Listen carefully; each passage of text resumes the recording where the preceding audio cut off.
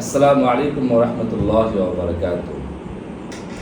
আজ আমি এক্সপ্লেন করব কোরআন কি সাধারণ ওহী, আল্লাহ কোরআনে কিভাবে এবং আল্লাহ কোরআন কিভাবে সংরক্ষণ করেছেন, এর উপরে আল্লাহ রাব্বুল আলামিন কি বলেন এবং ওহী কিভাবে নাজিল হয় সেগুলো নিয়ে বিস্তারিত আলোচনা করব। সো আমরা 53 নম্বর সূরাতে আমরা 2 নম্বর এবং 3 নম্বর আয়াত থেকে আমরা জানতে পারি, সূরা 53 নম্বর সূরা, আল্লাহ তাআলা এখানে ইরশাদ করেন। সো ফার্স্ট থেকে আমরা আলোচনা করি। 53 নম্বর সূরা 1 নম্বর আয়াতে আল্লাহ পাক ইরশাদ করেন, ওয়ান নাজমি ইযা হাওয়া, কসম নক্ষত্রের যখন তা অস্ত যায়। আল্লাহ কসম খায় এখানে বলতেছে।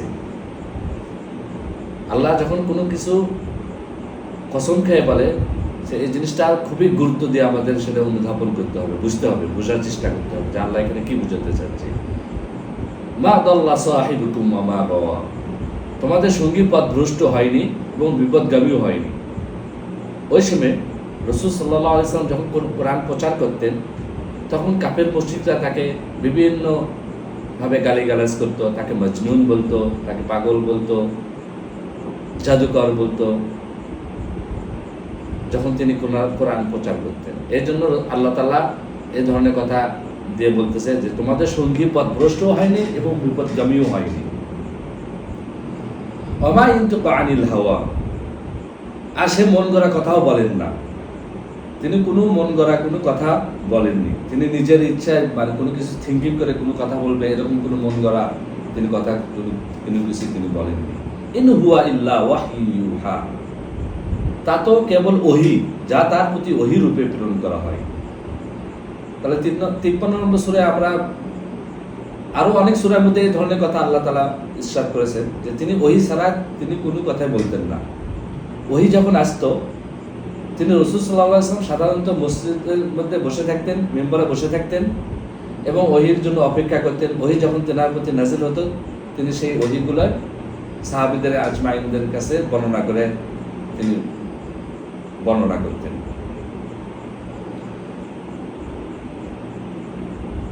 তো আমরা এখানে জানতে পারলাম যে তিনি ওহী ছাড়া কোনো কথাই বলেন না এবং ওহী ছাড়া তার কোনো কথার কোনো বলার কোনো অনুমতিও ছিল না। তিনি যা কিছু বলতেন তিনি ওহীর মাধ্যমেই বলতেন। তাহলে ওহী কি জিনিস, আমরা ওহী সম্পর্কে একটু আলোচনা করব। ওই সম্পর্কে আলোচনা করতে যে সূরা 22 নম্বর সূরায় 52 নম্বর আয়াতে আমরা আলোচনা করতে পারি। আল্লাহ তাআলা এখানে কি বলেন, ওমা আরসালনা মিন ক্বাবলিকা মির রাসূলিন ওয়ালা নাবিয়্যিন ইল্লা ইযা তামান্না আলকা শাইতান ফি উমনিয়্যাতি ফায়ানসাখুল্লাহু মা ইলকিশ শাইতানু সুম্মা ইউহকিমুল্লাহু আয়াতিহি ওয়াল্লাহু আলীমুন হাকীম। আর আমি তোমার পূর্বে যে রাসূল কিংবা নবী পাঠিয়েছি, সে যখন ওহীকৃত বাণী পাঠ করেছে, শয়তান তার পাঠে কিছু নিক্ষেপ করেছে, কিন্তু শয়তান যা নিক্ষেপ করে আল্লাহ তা মুছে দেন, অতঃপর আল্লাহ তার আয়াতসমূহকে সুদৃঢ় করে দেন। আর আল্লাহ মহাজ্ঞানী, অতি প্রজ্ঞাময়। সো আল্লাহ তাআলা এখানে বলতেছেন যে ওমা আরসালনা মিন ক্বাবলিকা মির রাসূলিন, আর আমি তোমার পূর্বে যে রাসূল কিংবা নবী পাঠিয়েছি, মানে পূর্ববর্তী রাসূল সাল্লাল্লাহু আলাইহি ওয়াসাল্লামের পূর্ববর্তী যে রাসূল এবং নবীগণ আসছে, তাদের কাছে যে ওহীগুলা করা হয়, সেই ওহীগুলা কি করে, শয়তান কিছু সেখানে নিক্ষেপ করে। মানে ওহী বিষয়ে যখন কোনো কিছু তামান্না করে, আশা করে, ওহী হচ্ছে যে রাসূল সাল্লাল্লাহু আলাইহি ওয়াসাল্লাম বা আদাস পূর্ববর্তী নবীগণ যখন কোনো বিষয়ে আকাঙ্ক্ষা করত, চিন্তা ভাবনা করত, তখন আল্লাহ তাআলা তাদেরকে ওহীর দ্বারা মাধ্যমে, ইলহামের মাধ্যমে জানায় দিত। কিন্তু তার মধ্যে কি করতো, শয়তান কিছু নিক্ষেপ করত। শয়তান যখন নিক্ষেপ করে, তখন আল্লাহ বলতে শয়তান যেটা নিক্ষেপ করে সেই ওহীর মধ্যে, সেটা আবার সংশোধনের দায়িত্ব কার? এখানে আল্লাহ তাআলা। জিনিসটা বুঝতে হবে আমাদের। শয়তান যে ওহীর মধ্যে কোনো কিছু নিক্ষেপ করে নবী রাসূলগণের প্রতি, নবী এবং রাসূলগণের প্রতি আল্লাহ বলতেছে যে আমি যাহা নাজিল করি, ওহী করি, সেখানে শয়তান কিছু নিক্ষেপ করে এবং সেটাকে শয়তান যাহা নিক্ষেপ করে সেটাকে বাদ দিয়ে ক্যান্সেল করে আল্লাহ সত্যকে প্রতিষ্ঠিত করেন। 22 নম্বর সূরার 52 নম্বর আয়াতে আমরা ওই সম্পর্কে কিছু আইডিয়া পেলাম। তো ওহির মধ্যে দেখা যাচ্ছে যে শয়তান কিছু ওয়াসওয়াসা দেয়। যেমন রাসূল সাল্লাল্লাহু আলাইহি ওয়াসাল্লাম হয়তো বা কোনো কিছু নিয়ে হয়তো বা কেউ আসে প্রশ্ন করলো, সাধারণত রাসূল সাল্লাল্লাহু আলাইহি ওয়াসাল্লাম হয়তো বা কোনো কিছু করতে চাচ্ছে, তার মধ্যে শয়তান কিন্তু আসতে পারে না। শয়তান কখন আসে? শয়তান আসে যখন দিন ব্যাপারে আল্লাহ রাসূল যখন চিন্তা করে, অথবা কোনো ব্যক্তি আসে আল্লাহ রাসূল সাল্লাল্লাহু আলাইহি ওয়াসাল্লামকে কোনো কিছু প্রশ্ন করলো, তখন শয়তান কিন্তু সেটা জানতে পারে যে রাসূল সাল্লাল্লাহু আলাইহি ওয়াসাল্লাম কি থিঙ্কিং করতে পারে, কি চিন্তা ভাবনা করতে পারে। তখন কি করে? শয়তান সেখানে কিছু নিক্ষেপ করে। মানে শয়তান কি চায়? শয়তান কি করতে চায়? দিনকে পরিবর্তন করতে চায়। এই জন্য শয়তান আসে সেখানে কিছু নিক্ষেপ করে, এবং আল্লাহ তাআলা কি করে? সেটা সংশোধনের দায়িত্ব আল্লাহ তাআলার। আল্লাহ তাআলা সেটাকে সংশোধন করে সত্যকে সুপ্রতিষ্ঠিত করেন। এই আয়াতের দ্বারা আমরা জানতে পারলাম যে ওহির মধ্যে কিছু সমস্যা আছে। কি সমস্যা আছে? সমস্যা অবশ্যই আছে। যখন ওহি নবী রাসূলগণ যখন ওহি নিয়ে মানে থিঙ্কিং করে, তামান্না মানে কি? আশা করে, আশা আকাঙ্ক্ষা করে, তখন আল্লাহ তাকে ওহি দান করে নবী রাসূলগণকে। এবং শয়তান কি করে? তার মধ্যে কিছু সন্দেহ ঢুকে দেয়, এবং সন্দেহকে মিটিয়ে দেয় কে? আল্লাহ তাআলা। তাহলে ওহি সম্পর্কে আমরা কিছু আইডিয়া পেলাম। ওহি সম্পর্কে সমস্যা অবশ্যই আছে, যেখানে শয়তান এসে কিছু নিক্ষেপ করে এবং আল্লাহ তাআলা সেটা সত্যকে মুছে দেন, এবং আল্লাহ তাআলা সত্যকে সুপ্রতিষ্ঠিত করেন, আল্লাহর আয়াত সমূহকে সুদৃঢ় করেন। তাহলে ওই সম্পর্কে আমরা কিছু আইডিয়া পেলাম ওই কি জিনিস। কিন্তু আমি আগে এক্সপ্লেন করছি, কোরআন কিন্তু সাধারণ ওহি না, কোরআন অন্য ধরনের ওহি। সেটা আমি বিস্তারিত ইনশাআল্লাহ আলোচনা করব। তার আগে বুঝতে হবে ওহি আল্লাহ যে মানুষের সাথে নবী রাসূলগণের সাথে কথা বলে, সেটা কি কি মাধ্যম হতে পারে সেটা আমাদের জানতে হবে।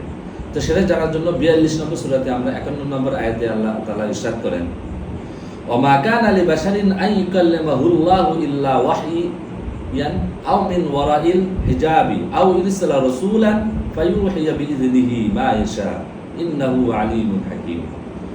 কোনো মানুষের মর্যাদা নেই যে আল্লাহ তার সাথে সরাসরি কথা বলবেন ওহির মাধ্যম, পর্দার আড়াল অথবা কোনো দূত পাঠানো ছাড়া। তারপর আল্লাহ অনুমতির সাপেক্ষে তিনি যা চান তাই ওহি করেন। তিনি তো মহিয়ান, প্রজ্ঞাময়। তাহলে আল্লাহ তাআলা এখানে কি বর্ণনা করতেছে? কোনো মানুষের এই মর্যাদা নেই যে, কোনো মানুষের এই মর্যাদা নেই যে আল্লাহ তার সাথে সরাসরি কথা বলবেন। মানে আল্লাহর সাথে সরাসরি কখনো কথা বলা যায় না। আল্লাহর সাথে কোনো নবী রাসূলগণ সরাসরি কথা বলতে পারেন না, বা কথা বলতে পারেন কি মাধ্যমে? পর্দার আড়ালে কথা বলতে পারেন। যেমন মুসা আলাইহিস সালাম তুর পর্বতে যে আল্লাহর সাথে পর্দার আড়ালে, আগুনের পর্দা ছিল, সেখানে কথা বলছেন, পর্দার আড়ালে কথা বলেন। আরেকটা হচ্ছে যেমন রাসূল সাল্লাল্লাহু আলাইহি সাল্লাম মেরাজে যে আল্লাহর সাথে পর্দার আড়ালে কথা বলছেন। এখানে এই কথাটাই বলতেছে যে কোনো মানুষের কোনো অধিকার নেই, মর্যাদা নেই যে তিনি তারা আল্লাহর সাথে সরাসরি কথা বলবে, ইল্লা ওয়াহিন, ওহির মাধ্যমে। একটা হচ্ছে ওহির মাধ্যমে, আও মিনাল ওয়ারাইল হিজাবি, অথবা পর্দার আড়াল থেকে, আও ইরসালা রাসূলান, অথবা কোনো দূত পাঠানো ছাড়া, মানে দূত প্রেরণকারী, মানে দূত প্রেরণের মাধ্যমে। যেমন জিবরাইল আলাইহিস সালাম আসছে ওহী নিয়ে, অথবা অন্যান্য ফেরেশতারা কোরআনের ওহী নিয়ে আসছে। সফিনা নামে ফেরেশতারা আল্লাহ তাআলা কোরআন নাযিল করেছে, তাদের মাধ্যমে কোরআন আসছে। তাহলে কি হলো? তিনটা মাধ্যম হলো, ওহীর মাধ্যমে এবং হিজাবের মাধ্যমে, মানে পর্দার আড়ালে কথা বলেন। আর একটা হচ্ছে দূত প্রেরণের মাধ্যমে আল্লাহ তাআলা ওহী প্রেরণ করেন। ফায়ুহিয়া বিইذনিহি মা ইয়াশা, এবং যে রাসূলগণের মাধ্যমে, অর্থাৎ প্রেরিত ফেরেশতাগণের মাধ্যমে যে ওহীগুলো পাঠান, সেটাও আবার আল্লাহর বিইذনিহি, তার পারমিশনে সেই ওহীটা আসে, মানে আল্লাহর অনুমতি নিয়ে সেই ওহীগুলো আসে। মা ইয়াশা, আল্লাহ যাহা চান তাই তিনি ওহী করেন। আল্লাহ তো সৃষ্টিকারী, যেহেতু আল্লাহ যাহা চান তিনি সব কিছু ওহী করেন। ইন্নাহু আলিমুন হাকীম, নিশ্চয় তিনি তো মহিয়ান এবং প্রজ্ঞাময়। তাহলে ওহী সম্পর্কে এখানে আইডিয়া পেলাম আমরা কি কি? ওহির মাধ্যম কি কি? তিনটা মাধ্যম। একটা হচ্ছে যে আল্লাহ ওহী করেন, সরাসরি ওহী করেন, অথবা পর্দার আড়ালে তিনি কথা বলেন, অথবা ফেরেশতার মাধ্যমে তিনি কথা বলেন।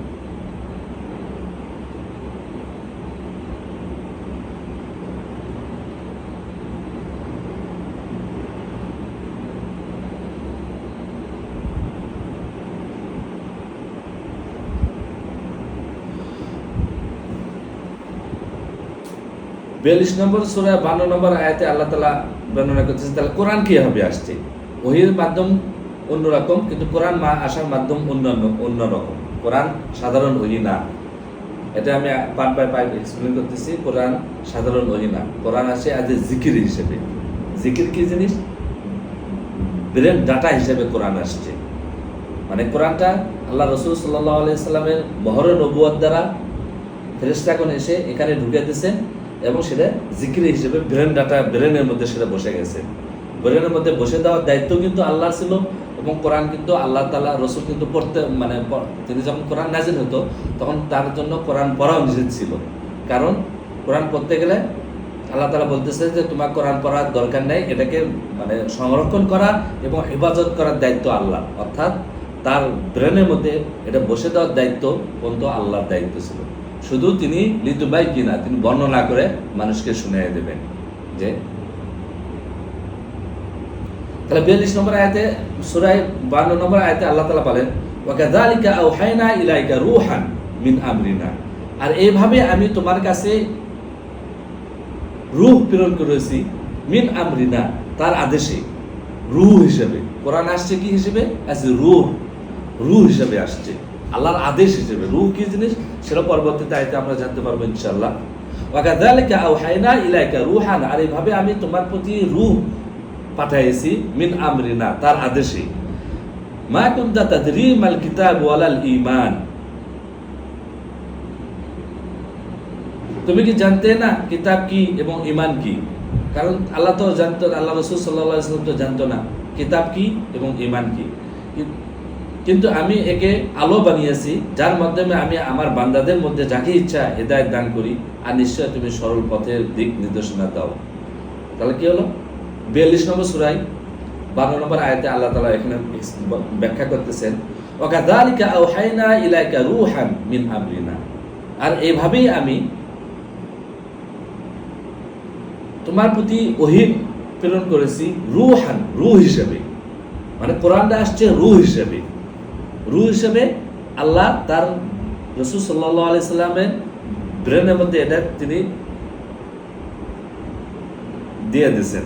আচ্ছা জিকির, পরে আয়াতে বলবে আচ্ছা জিকির হিসেবে আসছে, মানে স্মরণিকা হিসেবে আসছে, স্মরণ শক্তি হিসেবে।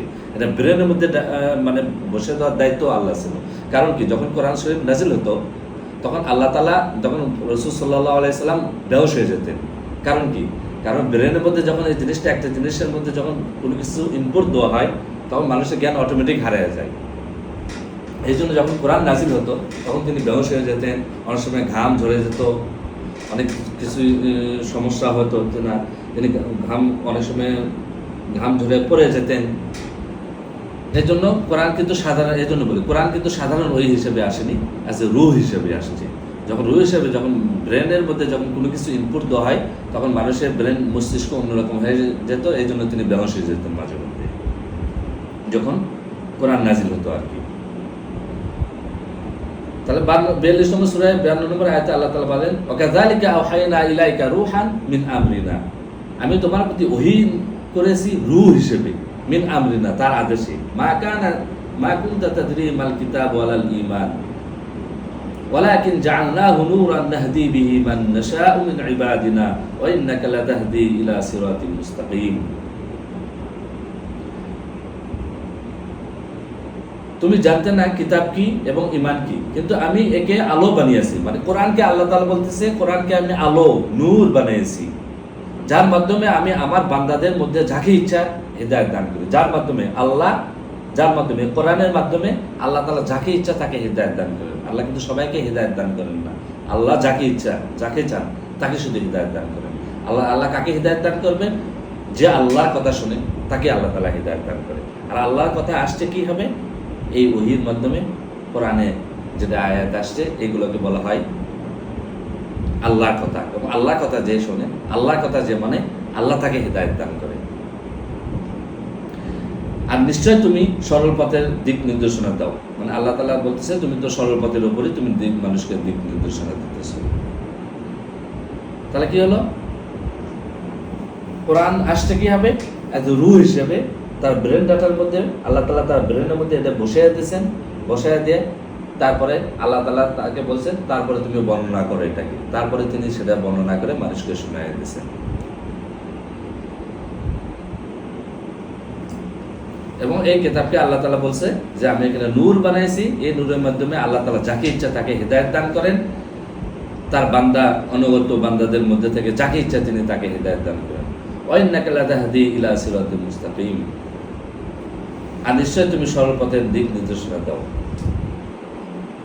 সিরাতিল্লাহি আল্লাযীনা লাহু মা ফিস সামাওয়াতি ওয়া মা ফিল আরদ আলা ইলাল্লাহি তাসিরুল উমুর, সেই আল্লাহর পথ যিনি আসমান ও জমিন যা কিছু যা আছে তার মালিক, মানে আসমান এবং জমিনের মধ্যে যা কিছু আছে ওই মালিকের, ওই রবের পথে তিনি পরিচালনা করেন।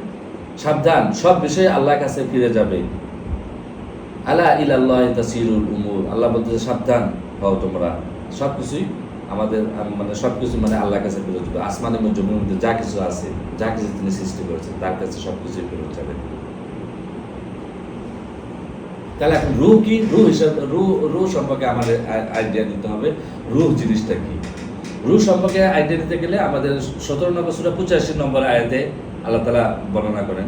কোরআনের বিভিন্ন জায়গায় বিভিন্ন আয়াতগুলো আসছে এই জন্য যে আমরা যেন কোরআন ভালোভাবে বুঝি, কোরআন ভালোভাবে বুঝলেই বোঝা যাবে যে কোরআন কীভাবে আল্লাহ তাআলা নাযিল করেছে। এই জন্য কোরআনের বিভিন্ন সূরা থেকে বিভিন্ন আয়াতে আমি বর্ণনা করতেছি, কোরআন কীভাবে আসছে সেটা বর্ণনা করার চেষ্টা করতেছি। তাহলে রূহ কি জিনিস, এখন রূহ সম্পর্কে আমাদের আইডিয়া নিতে হবে। রূহ কি, আল্লাহ বললো রূহ হিসেবে আসছে, সেই রূহটা কি। ওয়াসআলুনাকা আনির রূহ কুলির রূহু মিন আমরি রাব্বি ওয়া মা উতীতুম মিন ইলমি ইল্লা কলিলা। তোমাকে তারা রূহ সম্পর্কে জিজ্ঞেস করে, বলো রূহ হচ্ছে আমার প্রতিপালকের হুকুমের অন্তর্ভুক্ত, এ সম্পর্কে তোমাকে অতি সামান্য জ্ঞানই দেওয়া হয়েছে। তাহলে কি হলো, রূহ কি জিনিস। রূহ সম্পর্কে যখন মানুষগুলো জিজ্ঞেস করতেছিল রাসূল সাল্লাল্লাহু আলাইহি সাল্লামকে, ওয়াসআলুনাকা আনির রূহ, রূহ কি জিনিস, রূহ সম্পর্কে যখন মানুষ জিজ্ঞেস করতেছিল, আল্লাহ বলতেছে তার রাসূলকে, ও রাসূল আপনি বলে দিন, কুলির রূহু মিন আমরি রাব্বিহি, রূহ কি আল্লাহর আদেশ, আল্লাহর পক্ষ থেকে আদেশ। রূহ হচ্ছে আদেশ, যে আল্লাহর অর্ডার, যে রূহ কারণে আজকে আমরা বেঁচে আছি, এই রূহ কারণেই আমরা আজকে সব কিছু দেখতে পাচ্ছি। রূহ সম্পর্কে আলোচনা, এখন রূহ সম্পর্কে কিছু আমাদের আলোচনা করতে হবে। রূহ এমন একটা জিনিস যা মানুষকে চেতনা দেয়। রূহ যদি আমাদের মধ্যে না থাকে তাহলে আমাদের বডি কিন্তু ডেড বডি হয়ে যায়। এবং রূহ যখন মতো না থাকবে, এবং এই রূহটা কিন্তু ঘুমের মাঝে চলে যায়, এর জন্য মানুষ ঘুমাইতে পারে। আর রূহ যদি না চলে যেতে পারে তাহলে আমাদের বডি, মানুষ কিন্তু তখন ঘুমাইতে পারে না। ফর এক্সাম্পল, উদাহরণস্বরূপ আরও বলা যেতে পারে, যখন আদম আলাইহিস সালামকে আল্লাহ তাআলা সৃষ্টি করলেন, আল্লাহ তাআলা সৃষ্টি করার পরে তিনি কিন্তু কথা বলতে পারতেছিল না, তখন তার মধ্যে আল্লাহ তাআলা রূহ যখন ফুৎকার করে দিল, রূহ ফুৎকার করে দেওয়ার পর থেকে তিনি কথা বলা শুরু করেছিলেন।